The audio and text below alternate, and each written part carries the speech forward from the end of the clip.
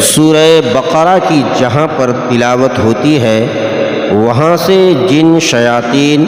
भाग जाते हैं और उस जगह पर बेशुमार बरकतों रहमतों का नुज़ूल होता है। लिहाजा सूरह बकरा को घर, दुकान, कारोबार, मकान में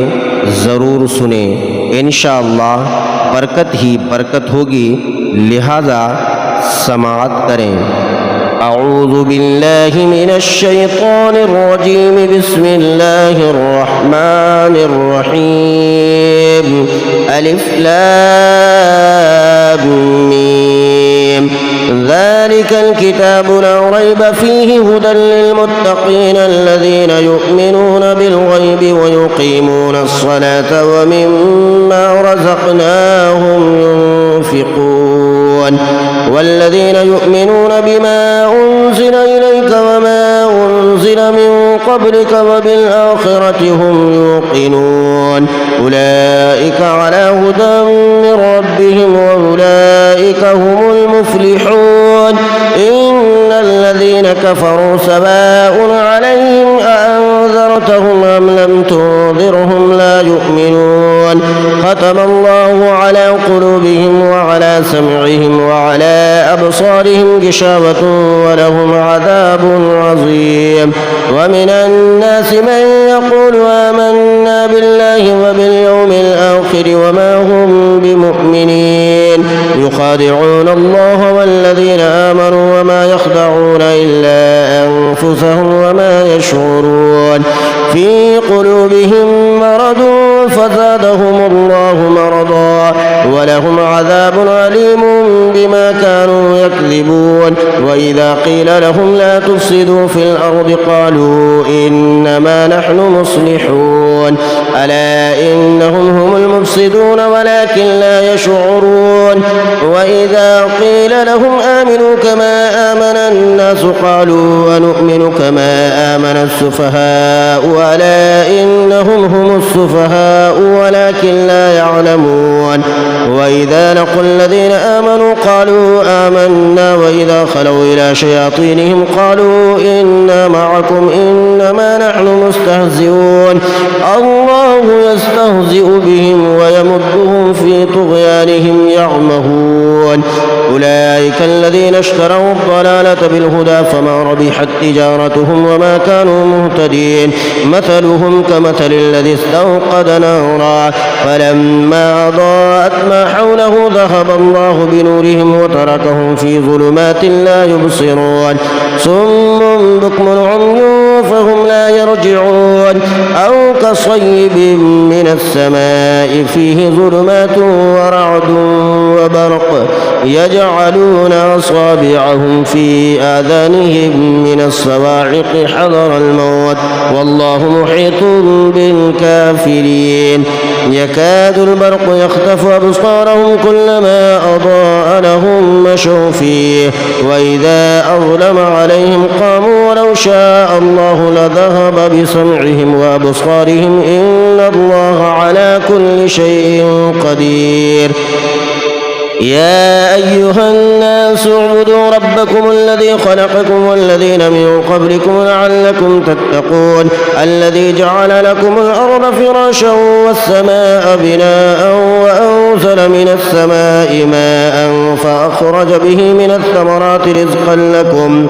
فلا تجعلوا لله أندادا وأنتم تعلمون. وإن كنتم في ريب مما نزلنا على عبدنا فأتوا بسورة من مثله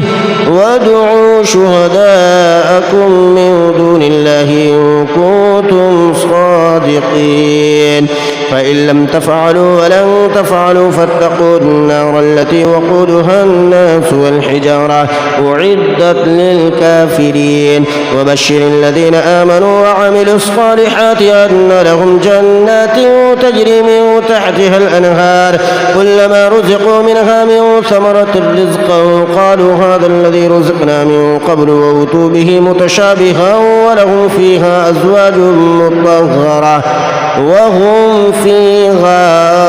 خالدون. تعلمون إن الله لا يستحيي أن يضرب مثلا ما بعوضة فما فوقها فأما الذين آمنوا فيعلمون أنه الحق من ربهم وأما الذين كفروا فيقولون ماذا أراد الله بهذا مثلا يضل به كثيرا ويهدي به كثيرا وما يضل به إلا الفاسقين الذين ينقضون عهد الله من بعد ميثاقه ويقطعون ما أمر الله به أن يوصل ويفسدون في الأرض أولئك هم الخاسرون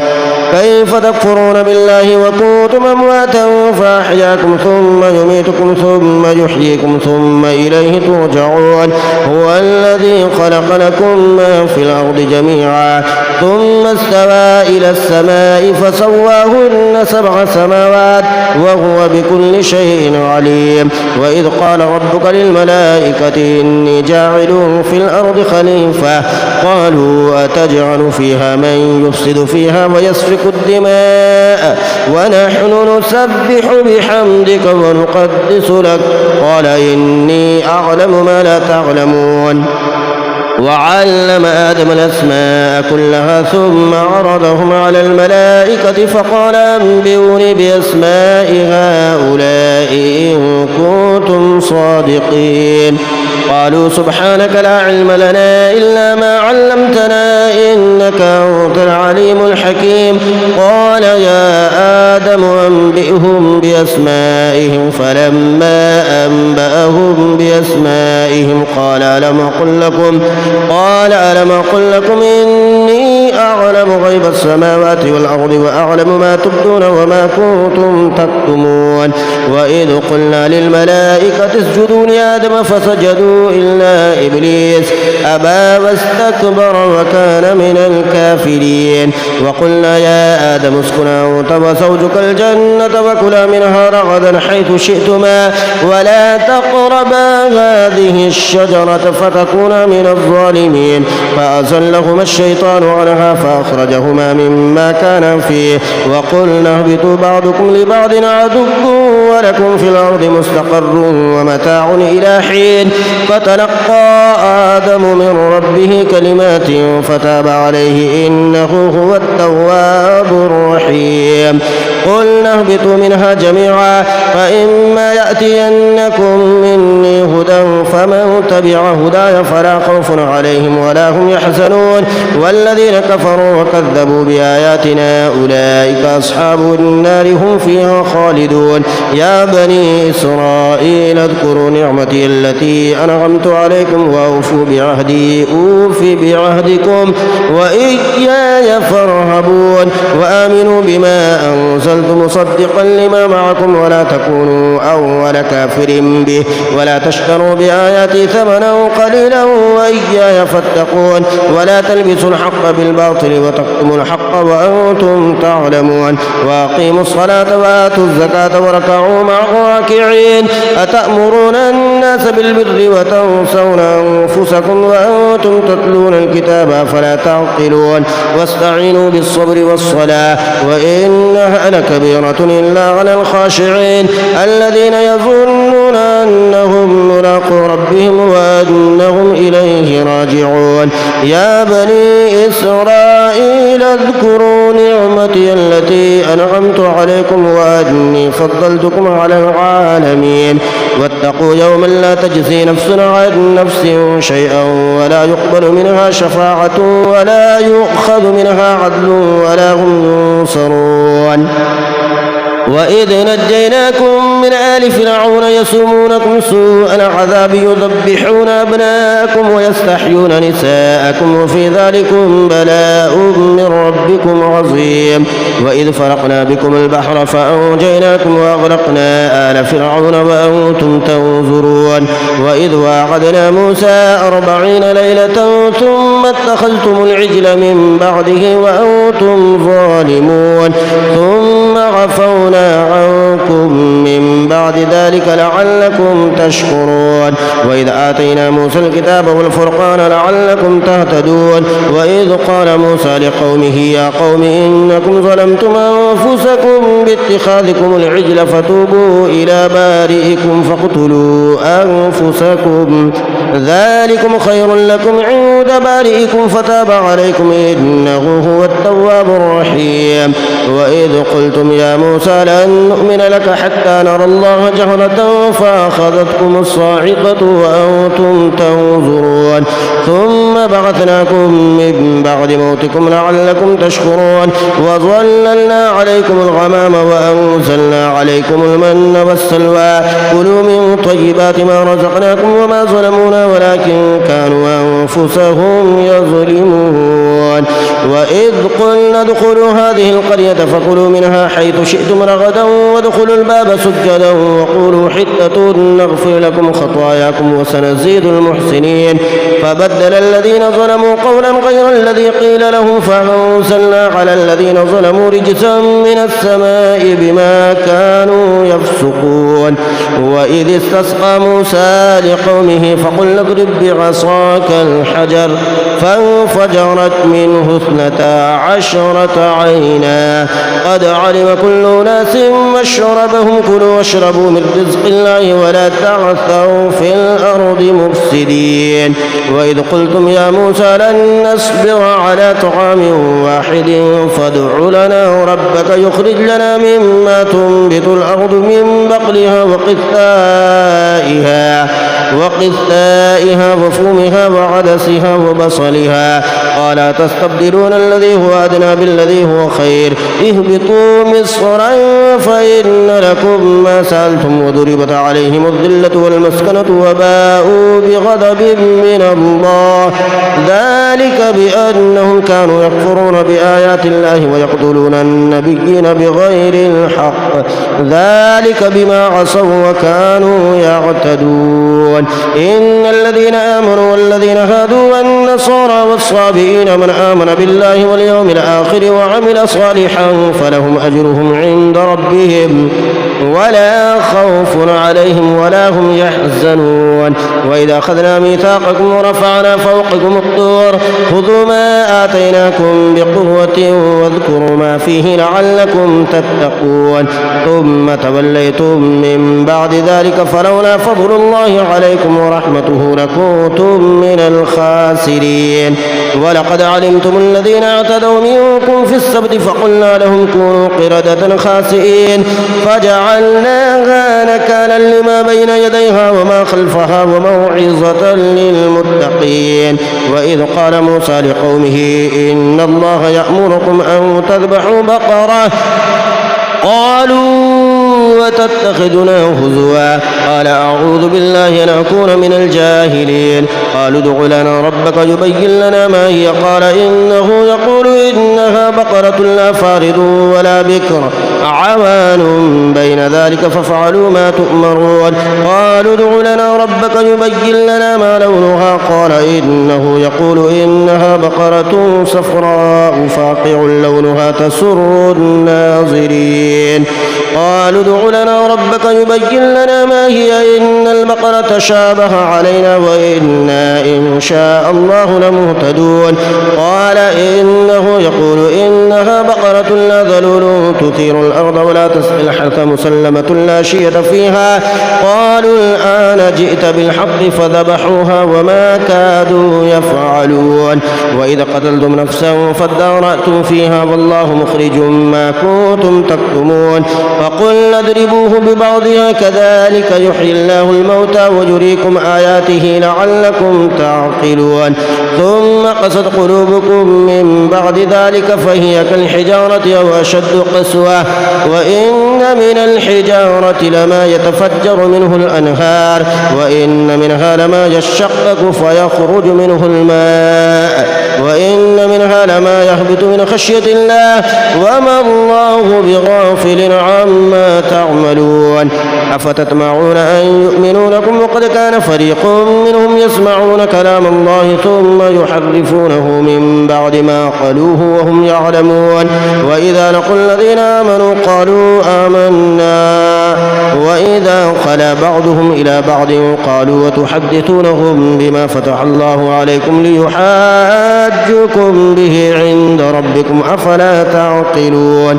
أولا يعلمون أن الله يعلم ما يسرون وما يعلنون ومنهم أميون لا يعلمون الكتاب إلا أماني وإنهم إلا يظنون فويل للذين يكتبون الكتاب بأيديهم ثم يقولون هذا من عند الله ليشتروا به ثمنا قليلا فويل لهم مما كتبت أيديهم وويل لهم مما يكسبون وقالوا لن تمسنا النار إلا أياما معدودة قل أتخذتم عند الله عهدا فلن يخلف الله عهده أم تقولون على الله ما لا تعلمون بلى من كسب سيئة وأحاطت به خطيئته فأولئك أصحاب النار هم فيها خالدون والذين آمنوا وعملوا الصالحات أولئك أصحاب الجنة هم فيها خالدون وإذا أخذنا ميثاق بني إسرائيل لا تعبدون إلا الله وبالوالدين إحسانا وذي القربى واليتامى والمساكين وقولوا للناس حسنا وأقيموا الصلاة وآتوا الزكاة ثم توليتم إلا قليلا منكم وأنتم معرضون وإذا أخذنا ميثاقكم لا تسفكون دماءكم ولا تخرجون أنفسكم من دياركم ثم أقررتم وأنتم تشهدون ثم أنتم هؤلاء تقتلون أنفسكم وتخرجون فريقا منكم من ديارهم تظاهرون عليهم بالإثم والعدوان وإن يأتوكم سارى تفادوهم وهو محرم عليكم إخراجهم أفتؤمنون ببعض الكتاب وتكفرون ببعض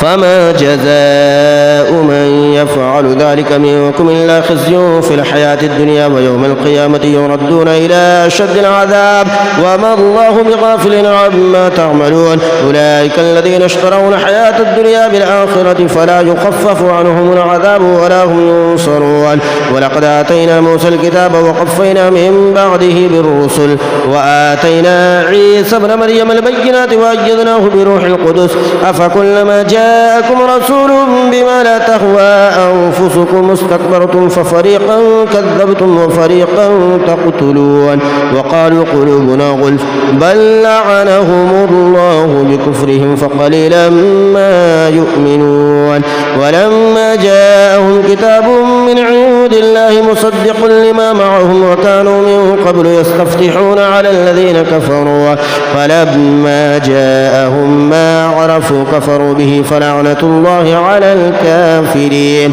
بئس ما اشتروا به أنفسهم أن يكفروا بما أنزل الله بغيا أن ينزل الله من فضله على من يشاء من عباده فباءوا بغضب على غضب وللكافرين عذاب مهين وإذا قيل لهم آمنوا بما أنزل الله قالوا نؤمن بما أنزل علينا ويكفرون بما وراءه وهو الحق مصدقا لما معهم قل فلم تقتلون أنبياء الله من قبل إن كنتم مؤمنين ولقد جاءكم موسى بالبينات ثم اتخذتم العجل من بعده وأنتم ظالمون وإذا أخذنا ميثاقكم ورفعنا فوقكم الطور خذوا ما آتيناكم بقوة واسمعوا قالوا سمعنا وعصينا وأشربوا في قلوبهم العجل بكفرهم قل بئس ما يأمركم به إيمانكم إن كنتم مؤمنين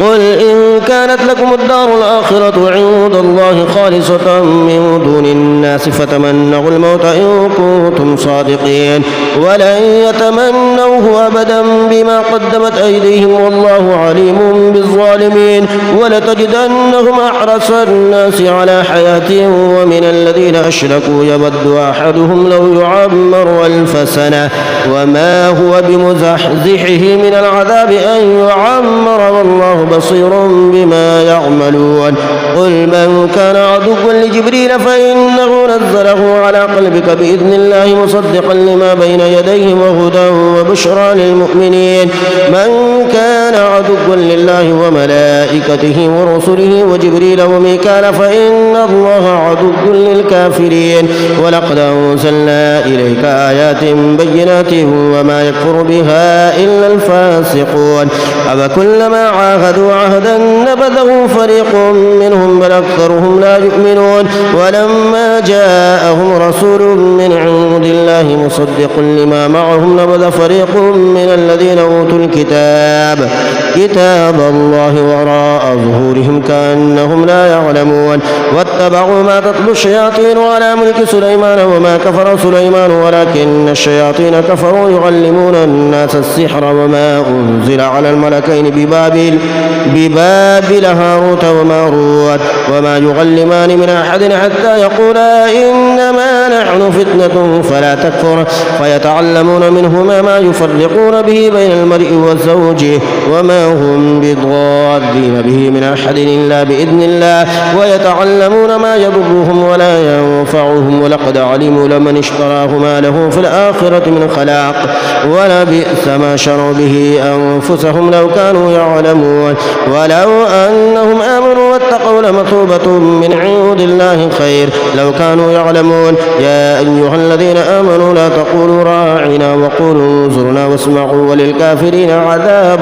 أليم ما يود الذين كفروا من أهل الكتاب ولا المشركين أن ينزل عليكم من خير من ربكم والله يختص برحمته من يشاء والله ذو الفضل العظيم ما ننسخ من آية أو ننسخها نأتي بخير منها أو مثلها ألم تعلم أن الله على كل شيء قدير ألم تعلم أن الله له ملك السماوات والأرض وما لكم من دون الله من ولي ولا نصير أم تريدون أن تسألوا رسولكم كما سئل موسى من قبل ومن يتبدل الكفر بالإيمان فقد ضل سواء السبيل ود كثير من أهل الكتاب لو يردونكم من بعد إيمانكم كفارا حسدا من عند أنفسهم من بعد ما تبين لهم الحق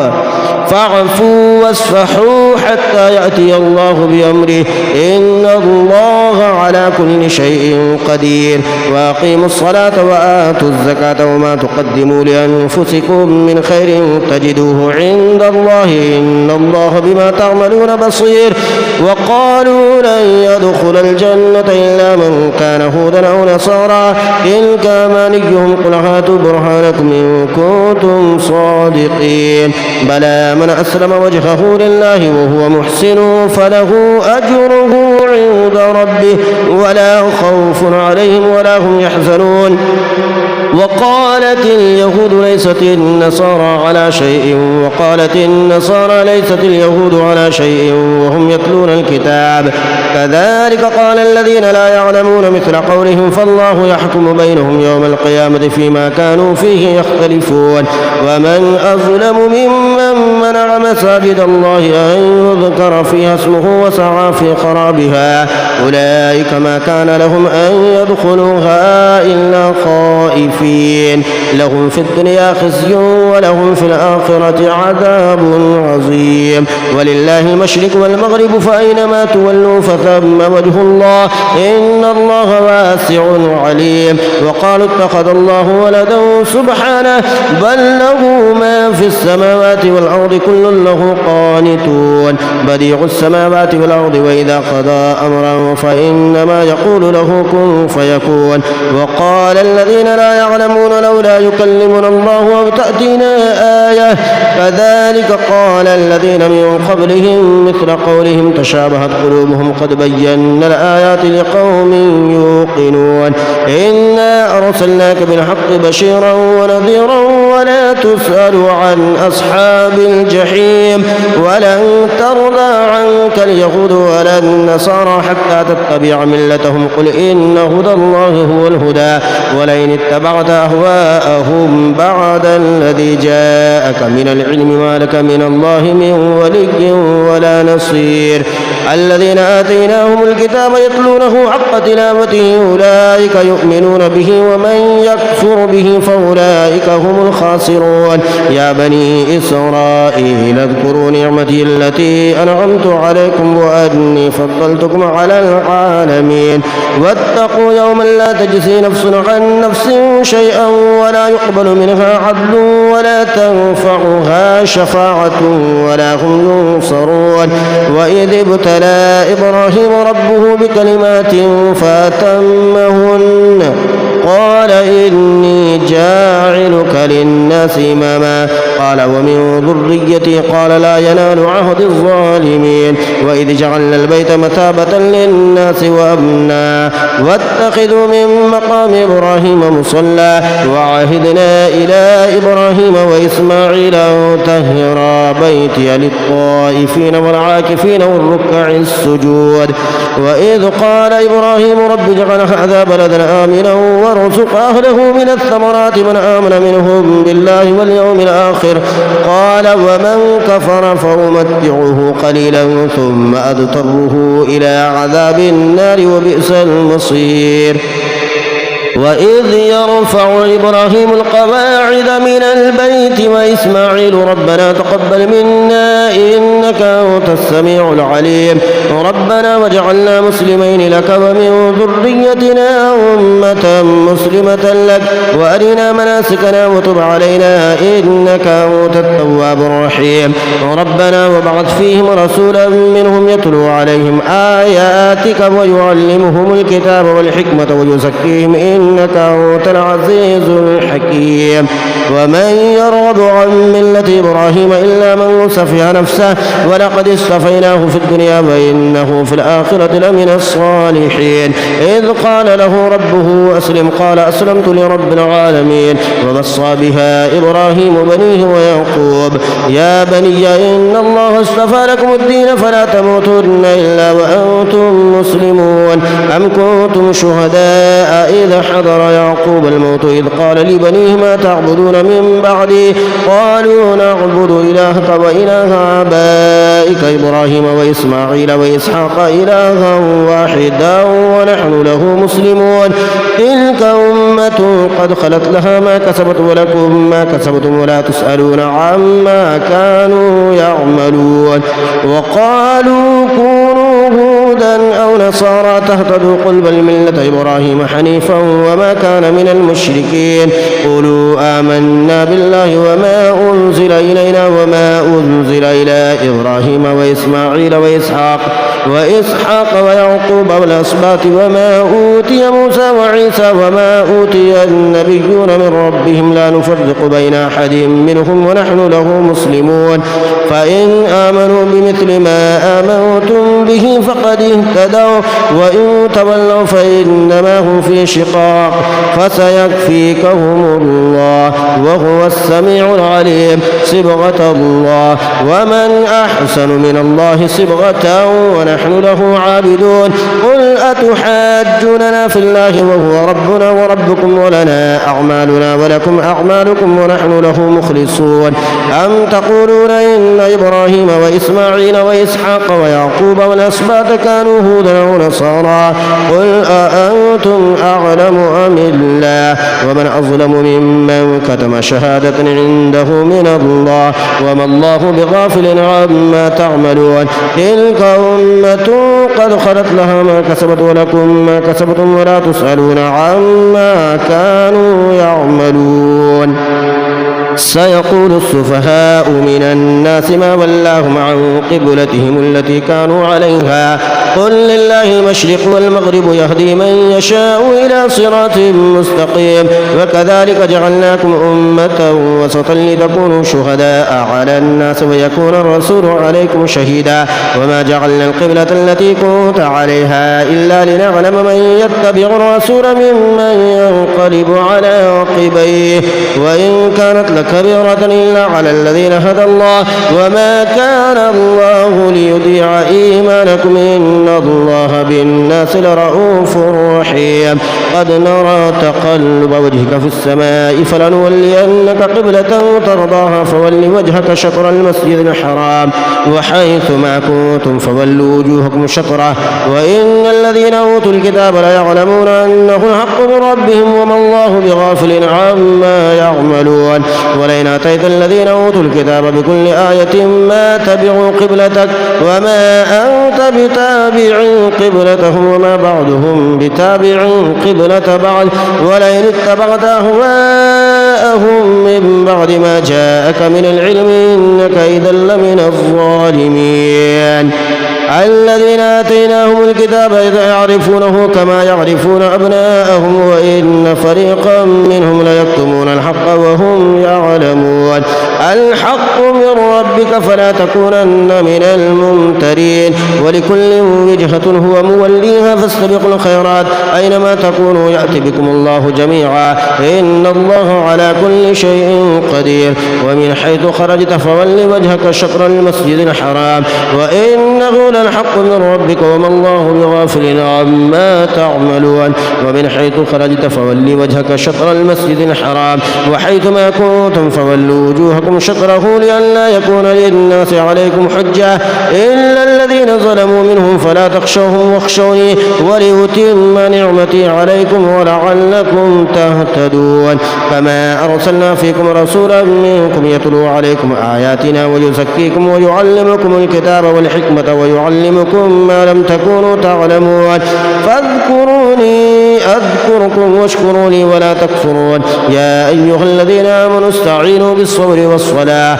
إن الله مع الصابرين ولا تقولوا لمن يقتل في سبيل الله أموات بل أحياء ولكن لا تشعرون ولنبلونكم بشيء من الخوف والجوع ونقص من الأموال والأنفس والثمرات وبشر الصابرين الذين إذا أصابتهم مصيبة قالوا إنا لله وإنا إليه راجعون أولئك عليهم صلوات من ربهم ورحمة وأولئك هم المهتدون إن الصفا والمروة من شعائر الله فمن حج البيت أو اعتمر فلا جناح عليه أن يطوف بهما ومن تطوع خيرا فإن الله شاكر عليم إن الذين يكتمون ما أنزلنا من البينات والهدى من بعد ما بيناه للناس في الكتاب أولئك يلعنهم الله ويلعنهم اللاعنون إلا الذين تابوا وأصلحوا وبينوا فأولئك أتوب عليهم وأنا التواب الرحيم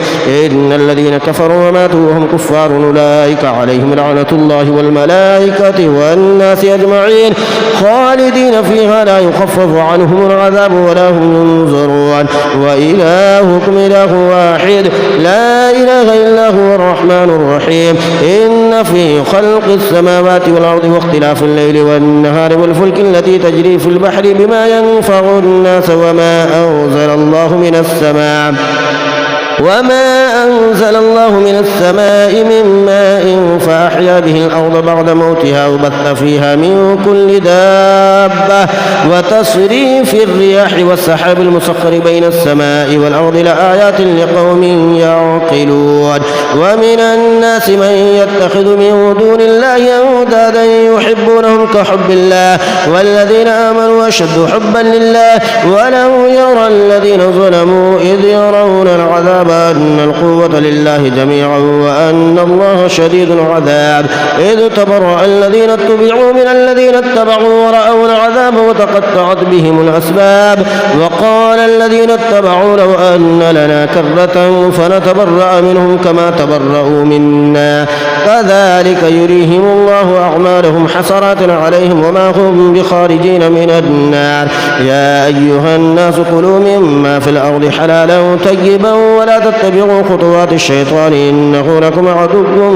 مبين إنما يأمركم بالسوء والفحشاء وأن تقولوا على الله ما لا تعلمون وإذا قيل لهم اتبعوا ما أنزل الله قالوا بل نتبع ما ألفينا عليه آباءنا أولو كان آباؤهم لا يعقلون شيئا ولا يهتدون ومثل الذين كفروا كمثل الذي ينعق بما لا يسمع إلا دعاء ونداء صم بكم عمي فهم لا يعقلون يا أيها الذين آمنوا كلوا من طيبات ما رزقناكم واشكروا لله إن كنتم إياه تعبدون إنما حرم عليكم الميتة والدم ولحم الخنزير وما أهل به لغير الله فمن اضطر غير باغ ولا عاد فلا إثم عليه إن الله غفور رحيم إن الذين يكتمون ما أنزل الله من الكتاب ويشترون به ثمنا قليلا أولئك ما يأكلون في بطونهم إلا النار ولا يكلمهم الله يوم القيامة ولا يزكيهم ولهم عذاب أليم أولئك الذين اشتروا الضلالة بالهدى والعذاب بالمغفرة فما أصبرهم على النار ذلك بأن الله نزل الكتاب بالحق وإن الذين اختلفوا في الكتاب لفي شقاق بعيد ليس البر أن تولوا وجوهكم قبل المشرق والمغرب ولكن البر من آمن بالله واليوم الآخر والملائكة والكتاب والنبيين وآتى المال على حبه ذوي القربى واليتامى والمساكين وابن السبيل والسائلين وفي الرقاب وأقام الصلاة وآتى الزكاة والموفون بعهدهم إذا عاهدوا والصابرين في البأساء والضراء وحين البأس أولئك الذين صدقوا وأولئك هم المتقون يا أيها الذين آمنوا كتب عليكم القصاص في القتلى الحر بالحر والعبد بالعبد والأنثى بالأنثى فمن عفي له من أخيه شيء فاتباع بالمعروف وأداء إليه بإحسان ذلك تخفيف من ربكم ورحمة فمن اعتدى بعد ذلك فله عذاب أليم ولكم في القصاص حياة يا أولي الألباب لعلكم تتقون كتب عليكم إذا حضر أحدكم الموت إن ترك خيرا الوصية للوالدين والأقربين بالمعروف حقا على المتقين فمن بدله بعدما سمعه فإنما إثمه على الذين يبدلونه إن الله سميع عليم فمن خاف من موص جنفا أو إثما فأصلح بينهم فلا إثم عليه إن الله غفور رحيم يا أيها الذين آمنوا كتب عليكم الصيام كما كتب على الذين من قبلكم لعلكم تتقون أياما معدودات فمن كان منكم مريضا أو على سفر فعدة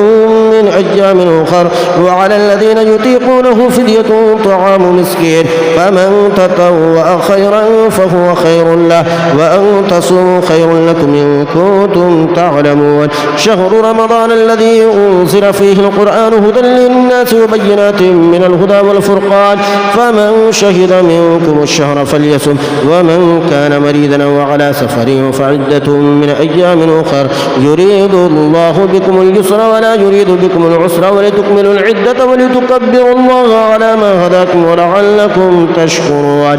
وإذا سألك عبادي عني فإني قريب أجيب دعوة الداعي إذا دعاني فليستجيبوا لي وليؤمنوا بي لعلهم يرشدون أحل لكم ليلة الصيام الرفث إلى نسائكم هن لباس لكم وأنتم لباس لهن علم الله أنكم كنتم تختانون أنفسكم فتاب عليكم وعفى عنكم فالآن باشروهن وابتغوا ما كتب الله لكم وكلوا واشربوا حتى يتبين لكم الخيط الأبيض من الخيط الأسود من الفجر ثم أتموا الصيام إلى الليل ولا تباشروهن وأنتم عاكفون في المساجد تلك حدود الله فلا تقربوها كذلك يبين الله آياته للناس لعلهم يتقون ولا تأكلوا أموالكم بينكم بالباطل وتدلوا بها إلى الحكام لتأكلوا فريقا من أموال الناس بالإثم وأنتم تعلمون يسألونك عن الأهلة قل هي مواقيت للناس والحج وليس البر بأن تأتوا البيوت من ظهورها ولكن البر من اتقى وأتوا البيوت من أبوابها واتقوا الله لعلكم تفلحون وقاتلوا في سبيل الله الذين يقاتلونكم ولا تعتدوا إن الله لا يحب المعتدين واقتلوهم حيث ثقفتموهم وأخرجوهم من حيث أخرجوكم والفتنة أشد من القتل ولا تقاتلوهم عند المسجد الحرام حتى يقاتلوكم فيه فإن قاتلوكم فاقتلوهم كذلك جزاء الكافرين فإن انتهوا فإن الله غفور رحيم وقاتلوهم حتى لا تكون فتنة ويكون الدين لله فإن انتهوا فلا عدوان إلا على الظالمين. الشهر الحرام بالشهر الحرام والحرمات قصاص فمن اعتدى عليكم فاعتدوا عليه بمثل ما اعتدى عليكم واتقوا الله واعلموا أن الله مع المتقين وأنفقوا في سبيل الله ولا تلقوا بأيديكم إلى التهلكة وأحسنوا إن الله يحب المحسنين وأتموا الحج والعمرة لله فإن أحصرتم فما استيسر من الهدي ولا تحلقوا رؤوسكم حتى يبلغ الهدي محله فمن كان منكم مريض أو به أذى من رأسه ففدية من صيام أو صدقة أو نسك فإذا أمنتم فمن تمتع بالعمرة إلى الحج فما استيسر من الهدي فمن لم يجد فصيام 3 أيام في الحج و7 إذا رجعتم تلك 10 كاملة ذلك لمن لم يكن أهله حاضر المسجد الحرام واتقوا الله واعلموا أن الله شديد العقاب. الحج أشهر معلومات فمن فرض فيهن الحج فلا رفث ولا فسوق ولا جدال في الحج وما تفعلوا من خير يعلمه الله وتزودوا فإن خير الزاد التقوى واتقون يا أولي الألباب. ليس عليكم جناح أن تبتغوا فضلا من ربكم فإذا فضتم من عرفات فاذكروا الله عند المشعر الحرام واذكروه كما هداكم وإن كنتم من قبله لمن الضالين ثم أفيضوا من حيث أفاد الناس واستغفروا الله إن الله غفور رحيم. فإذا قضيتم مناسككم فاذكروا الله كذكركم آباءكم أو أشد ذكرا فمن الناس من يقول ربنا آتنا في الدنيا وما له في الآخرة من خلاق ومنهم من يقول ربنا آتنا في الدنيا حسنة وفي الآخرة حسنة وقنا عذاب النار أولئك لهم نصيب مما كسبوا والله سريع الحساب. واذكروا الله في أيام معدودات فمن تعجل في يومين فلا إثم عليه ومن تأخر فلا إثم عليه لمن اتقى واتقوا الله واعلموا أنكم إليه تحشرون. ومن الناس من يعجبك قوله في الحياة الدنيا ويشهد الله على ما في قلبه وهو ألد الخصام وإذا تولى سعى في الأرض ليفسد فيها ويهلك الحرث والنسل والله لا يحب الفساد. وإذا قيل له اتق الله أخذته العزة بالإثم فحسبه جهنم ولبئس المهاد. ومن الناس من يشري نفسه ابتغاء مرضات الله والله رؤوف بالعباد. يا أيها الذين آمنوا ادخلوا في السلم كافة ولا تتبعوا خطوات الشيطان إنه لكم عدو مبين. فإن زللتم من بعد ما جاءتكم البينات فاعلموا أن الله عزيز حكيم. هل ينظرون إلا أن يأتيهم الله في ظلل من الغمام والملائكة وقضي الأمر وإلى الله ترجع الأمور. سل بني إسرائيل كما آتيناهم من آية بينة ومن يبدل نعمة الله من بعد ما جاءته فإن الله شديد العقاب. زين للذين كفروا الحياة الدنيا ويسخرون من الذين آمنوا والذين اتقوا فوقهم يوم القيامة والله يرزق من يشاء بغير حساب.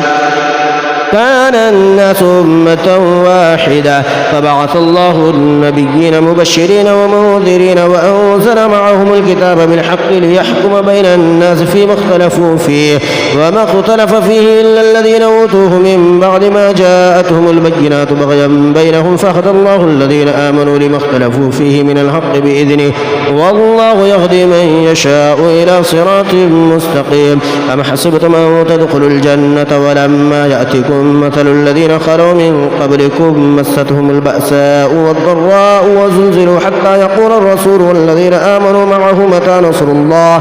ألا إن نصر الله قريب. يسألونك ماذا ينفقون قل ما أنفقتم من خير فللوالدين والأقربين واليتامى والمساكين وابن السبيل وما تفعلوا من خير فإن الله به عليم. كتب عليكم القتال وهو كره لكم وعسى أن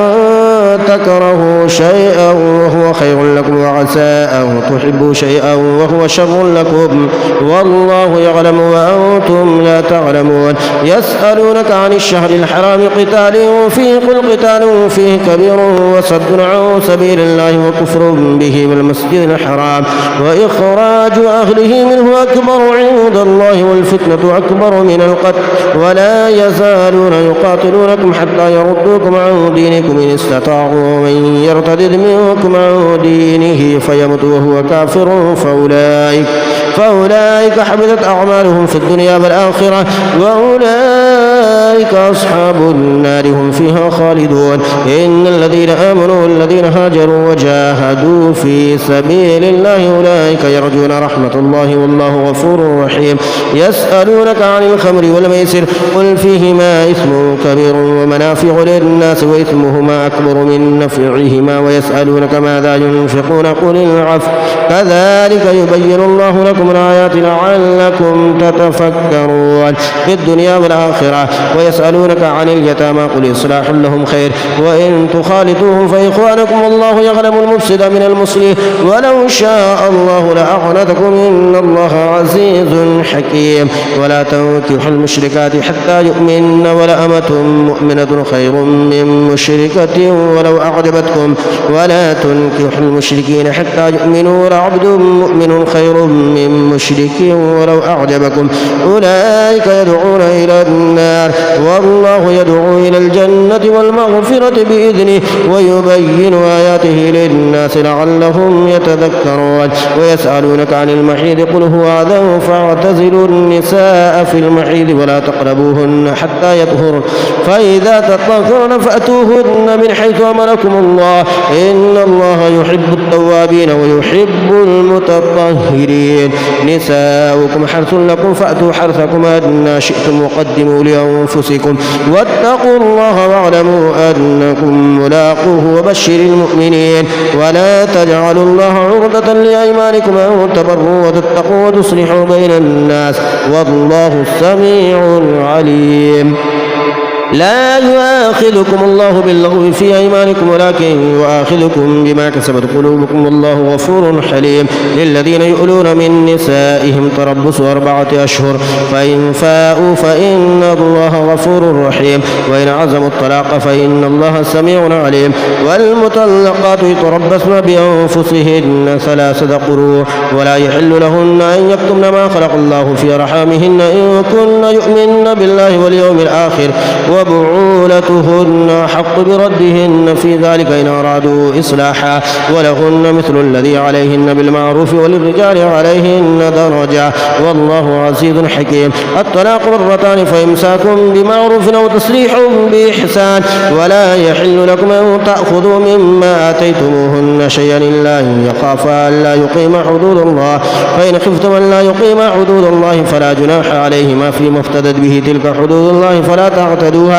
ومن يتعد حدود الله فأولئك هم الظالمون فإن طلقها فلا تحل له من بعد حتى تنكح زوجا غيره فإن طلقها فلا جناح عليهما أن يتراجعا إن ظنا أن يقيما حدود الله وتلك حدود الله يبينها لقوم يعلمون وإذا طلقتم النساء فبلغن أجلهن فأمسكوهن بمعروف أو سرحوهن بمعروف ولا تمسكوهن ضرارا لتعتدوا ومن يفعل ذلك فقد ظلم نفسه ولا تتخذوا آيات الله هزوا واذكروا نعمة الله عليكم وما أنزل عليكم من الكتاب والحكمة يعظكم به واتقوا الله واعلموا أن الله بكل شيء عليم وإذا طلقتم النساء فبلغن أجلهن فلا تعضلوهن أن ينكحن أزواجهن إذا تراضوا بينهم بالمعروف ذلك يوعظ به من كان منكم يؤمن بالله واليوم الآخر ذلكم أزكى لكم وأطهر والله يعلم وأنتم لا تعلمون والوالدات يرضعن أولادهن حولين كاملين لمن أراد أن يتم الرضاعة وعلى المولود له رزقهن وكسوتهن بالمعروف لا تكلف نفس إلا وسعها لا تضار والدة بولدها ولا مولود له بولده وعلى الوارث مثل ذلك فإن أرادا فصالا أو تراض منهما وتشاور فلا جناح عليهما وإن أردتم أن تسترضعوا وأولادكم فلا جناح عليكم إذا سلمتم ما آتيتم بالمعروف واتقوا الله واعلموا أن الله بما تعملون بصير. والذين يتوفون منكم ويذرون أزواجا يتربصن بأنفسهن 4 أشهر و10 فإذا بلغن أجلهن فلا جناح عليكم فيما فعلن في أنفسهن بالمعروف والله بما تعملون خبير. ولا جناح عليكم فيما عقدتم به من خطبة النساء أو أكننتم في أنفسكم علم الله أنكم ستذكرونهن ولكن لا تواعدوهن سرا إلا أن تقولوا قولا معروفا ولا تعزموا عقدة النكاح حتى يبلغ الكتاب أجله واعلموا أن الله يعلم ما في أنفسكم فاحذروه واعلموا أن الله غفور حليم. لا جناح عليكم إن طلقتم النساء ما لم تمسوهن أو تفردوا لهن فريدا ومتعوهن على الموسع قدره وعلى المقدر قدره متاعا بالمعروف حقا على المحسنين. وإن طلقتموهن من قبل أن تمسوهن وقد فرضتم لهن فريدا فنصف ما فرضتم إلا أن يعفون أو يعفو الذي بيده عقدة النكاح وأن تعفوا أقرب للتقوى ولا تنسوا الفضل بينكم إن الله بما تعملون بصير. حافظوا على الصلوات والصلاة الوسطى وقوموا لله قانتين. فإن خفتم فرجالا أو ركبانا فإذا أمنتم فاذكروا الله كما علمكم ما لم تكونوا تعلمون. والذين يتوفون منكم ويذرون أزواجا وصية لأزواجهم متاعا إلى الحول غير إخراج فإن خرجن فلا جناح عليكم فيما فعلن في أنفسهن من معروف والله عزيز حكيم. وللمطلقات متاع بالمعروف حقا على المتقين كذلك يبين الله لكم آياته لعلكم تعقلون. ألم تر إلى الذين خرجوا من ديارهم وهم ألوف حذر الموت فقال لهم الله موتوا ثم أحياهم إن الله لذو فضل على الناس ولكن أكثر الناس لا يشكرون. وقاتلوا في سبيل الله واعلموا أن الله سميع عليم. من ذا الذي يقرض الله قرضا حسنا فيضاعفه له أضعافا كثيرة والله يقبض ويبسط وإليه ترجعون. ألم تر إلى الملأ من بني إسرائيل من بعد موسى إذ قالوا لنبي له ابعث لنا ملكا نقاتل في سبيل الله قال هل عسيتم إن كتب عليكم القتال ألا تقاتلوا قالوا وما لنا ألا نقاتل في سبيل الله وقد أخرجنا من ديارنا وأبنائنا فلما كتب عليهم القتال تولوا إلا قليلا منهم والله عليم بالظالمين. وقال لهم نبيهم إن الله قد بعث لكم طالوت ملكا قالوا أنى يكون له الملك علينا ونحن أحق بالملك منه ولم يؤت سعة من المال قال إن الله اصطفاه عليكم وزاده بسطة في العلم والجسم والله يؤتي ملكه من يشاء والله واسع عليم. وقال لهم نبيهم إن آية ملكه أن يأتيكم التابوت فيه سكينة من ربكم وبقية مما ترك آل موسى وآل هارون تحمله الملائكة إن في ذلك لآية لكم إن كنتم مؤمنين. فلما فصل طالوت بالجنود قال إن الله مبتليكم بنهر فمن شرب منه فليس مني ومن لم يطعمه فإنه مني إلا من اغترف غرفة بيده فشربوا منه إلا قليلا منهم. فلما جاوزه هو والذين آمنوا معه قالوا لا طاقة لنا اليوم بجالوت وجنوده قال الذين يظنون أنهم ملاقوا الله كم من فئة قليلة غلبت فئة كثيرة بإذن الله والله مع الصابرين. ولما برزوا لجالوت وجنوده قالوا ربنا افرغ علينا صبرا وثبت أقدامنا وانصرنا على القوم الكافرين. فهزموهم بإذن الله وقتل داود جالوت وآتاه الله الملك والحكمة وعلمه مما يشاء ولولا دفع الله الناس بعدهم ببعض لفسدت الأرض ولكن الله ذو فضل على العالمين.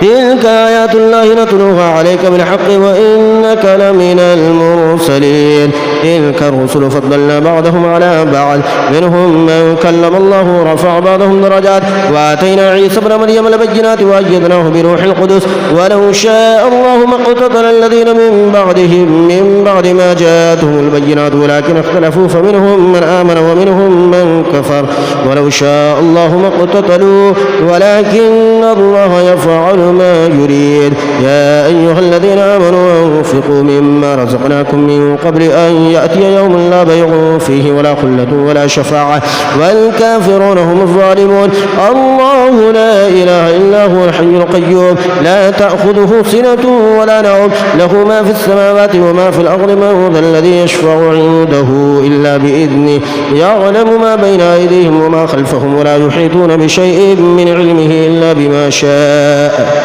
وسع كرسيه السماوات والأرض ولا يؤوده حفظهما وهو العلي العظيم. لا إكراه في الدين قد تبين الرشد من الغي فمن يكفر بالطاغوت ويؤمن بالله فقد استمسك بالعروة الوثقى لا انفصام لها والله سميع عليم. الله ولي الذين آمنوا يخرجهم من الظلمات إلى النور والذين كفروا أولياؤهم الطاغوت يخرجونهم من النور إلى الظلمات أولئك أصحاب النار هم فيها خالدون. ألم تر إلى الذي حاج إبراهيم في ربه أن آتاه الله الملك إذ قال إبراهيم ربي الذي يحيي ويميت قال أنا أحيي وأميت قال إبراهيم فإن الله يأتي بالشمس من المشرق فأت بها من المغرب فبهت الذي كفر والله لا يهدي القوم الظالمين. أو كالذي مر على قرية وهي خاوية على عروشها قال أنى يحيي هذه الله بعد موتها فأماته الله 100 عام ثم بعثه قال كم لبثت قال لبثت يوما أو بعض يوم قال بل لبثت 100 عام فانظر إلى طعامك وشرابك لم يتسنه وانظر إلى حمارك ولنجعلك آية للناس وانظر إلى العظام كيف ننشزها ثم نكسوها لحما فلما تبين له قال أعلم أن الله على كل شيء قدير. وإذ قال إبراهيم ربي أرني كيف تحيي الموتى قال ولم تؤمن قال بلى ولكن ليطمئن قلبي قال فخذ 4 من الطير فصرهن إليك ثم اجعل على كل جبل منهن جزعا ثم ادعوهن يأتينك سعيا واعلم أن الله عزيز حكيم. مثل الذين ينفقون أموالهم في سبيل الله كمثل حبة أنبتت 7 سنابل في كل سنبلة 100 حبة والله يضاعف لمن يشاء والله واسع عليم. الذين ينفقون أموالهم في سبيل الله ثم لا يتبعون ما أنفقوا منا ولا أذى لهم أجرهم عند ربهم ولا خوف عليهم ولا هم يحزنون. قول معروف ومغفرة خير من صدقة يتبعها عذاب والله غني حليم. يا أيها الذين آمنوا لا تبطلوا صدقاتكم بالمن والأذى كالذي ينفق ماله رئاء الناس ولا يؤمن بالله واليوم الآخر فمثله كمثل صفوان عليه تراب فأصابه وابل فتركه صلدا لا يقدرون على شيء مما كسبوا والله لا يهدي القوم الكافرين. ومثل الذين ينفقون أموالهم ابتغاء مرضات الله وتثبيتا من أنفسهم كمثل جنة بربوة أصابها وابل فآتت أكلها ضعفين فإن لم يصبها وابل فطلوا والله بما تعملون بصير. أيود أحدكم أن تكون له جنة من نخيل وأعناب تجري من تحتها الأنهار له فيها من كل الثمرات وأصابه الكبر وله ذرية ضعفاء فأصابها إعصار فيه نار فاحترقت كذلك يبين الله لكم الآيات لعلكم تتفكرون. يا أيها الذين آمنوا أنفقوا من طيبات ما كسبتم ومما أخرجنا لكم من الأرض ولا تيمموا الخبيث منه تنفقون ولستم بآخذه إلا أن تغمضوا فيه واعلموا أن الله غني حميد. الشيطان يعدكم الفقر ويأمركم بالفحشاء والله يعدكم مغفرة منه وفضلا والله واسع عليم. يؤتي الحكمة من يشاء ومن يؤت الحكمة فقد أوتي خيرا كثيرا وما يذكر إلا أولو الألباب. وما أنفقتم من نفقة أو نذرتم من نذر فإن الله يعلمه وما للظالمين من أنصار. إن تبدوا الصدقات فنعما هي وإن تخفوها وتؤتوها الفقراء فهو خير لكم ويكفر عنكم من سيئاتكم والله بما تعملون خبير. لا وليس عليك هداهم ولكن الله يهدي من يشاء وما تنفقوا من خير فلأنفسكم وما تنفقون إلا ابتغاء وجه الله وما تنفقوا من خير يوفى إليكم وأنتم لا تظلمون للفقراء الذين أحصروا في سبيل الله لا يستطيعون ضربا في الأرض يحسبهم الجاهل أغنياء من التعفف تعرفهم بسيماهم لا يسألون الناس إلحافا وما تنفقوا من خير فإن الله به عليم الذين ينفقون أموالهم بالليل والنهار سرا وعلانية فلهم أجرهم عند ربهم ولا خوف عليهم ولا هم يحزنون الذين يأكلون الربا لا يقومون إلا كما يقوم الذي يتخبطه الشيطان من المس ذلك بأنه قالوا إنما البيع مثل الربا وأحل الله البيع وحرم الربا فمن جاءه موعظة من ربه فانتهى فله ما سلف وأمره إلى الله ومن عاد فأولئك أصحاب النار هم فيها خالدون يمحق الله الربا ويربي الصدقات والله لا يحب كل كفار أثيم إن الذين آمنوا وعملوا الصالحات وأقاموا الصلاة وآتوا الزكاة لهم أجرهم عند ربهم ولا خوف عليهم ولا هم يحزنون يا أيها الذين آمنوا اتقوا الله وذروا ما بقي من الربا إن كنتم مؤمنين فإن لم تفعلوا فأذنوا بحرب من الله ورسوله وإن تبتم فلكم رؤوس أموالكم لا تظلمون ولا تظلمون وإن كان ذو عسرة فنظرة إلى ميسرة وأن تصدقوا خير لكم إن كنتم تعلمون واتقوا يوما ترجعون فيه إلى الله ثم توفى كل نفس ما كسبت وهم لا يظلمون يا أيها الذين آمنوا إذا تداينتم بدين إلى أجل مسمى فاكتبوه ليكتب بينكم كاتب بالعدل ولا يأبى كاتب أن يكتب كما علمه الله فليكتب وليملل الذي عليه الحق وليتق الله ربه ولا يبخس منه شيئا فإن كان الذي عليه الحق سفيها أو ضعيفا أو لا يستطيع أن يمل هو فليملل وليه بالعدل واستشهدوا شهيدين من رجالكم فإن لم يكونا رجلين فرجل وامرأتان ممن ترضون من الشهداء أو تدل إحداهما فتذكر إحداهما الأخرى ولا يأبى الشهداء إذا ما دعوا ولا تسأموا أن تكتبوه صغيرا أو كبيرا إلى أجله ذلكم أقسط عند الله وأقوم للشهادة وأدنى ألا ترتابوا إلا أن تكون تجارة حاضرة تديرونها بينكم فليس عليكم جناح ألا تكتبوها وأشهدوا إذا تبايعتم ولا يضار كاتب ولا شهيد وإن تفعلوا فإنه فسوق بكم واتقوا الله ويعلمكم الله والله بكل شيء عليم وإن كنتم على سفر ولم تجدوا كاتبا فرهان مقبوضة فإن أمن بعضكم بعضا فليؤدي الذي ائتمن أمانته وليتق الله ربه ولا تكتموا الشهادة ومن يكتمها فإنه آثم قلبه والله بما تعملون عليم لله ما في السماوات وما في الأرض وإن تبدوا ما في أنفسكم أو تخفوه يحاسبكم به الله فيغفر لمن يشاء ويعذب من يشاء والله على كل شيء قدير آمن الرسول بما أنزل إليه من ربه والمؤمنون كل آمن بالله وملائكته وكتبه ورسله لا نفرق بين أحد من رسله وقالوا سمعنا وأطعنا غفرانك ربنا وإليك المصير لا يكلف الله نفسا إلا وسعها لها ما كسبت وعليها ما اكتسبت ربنا لا تؤاخذنا إن نسينا أو أخطأنا ربنا ولا تحمل علينا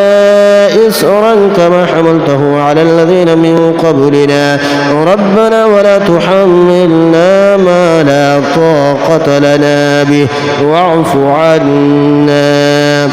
واغفر لنا وارحمنا أنت مولانا فانصرنا على القوم الكافرين اللهم وصل على سيدنا ومولانا محمد وعلى آل سيدنا ومولانا محمد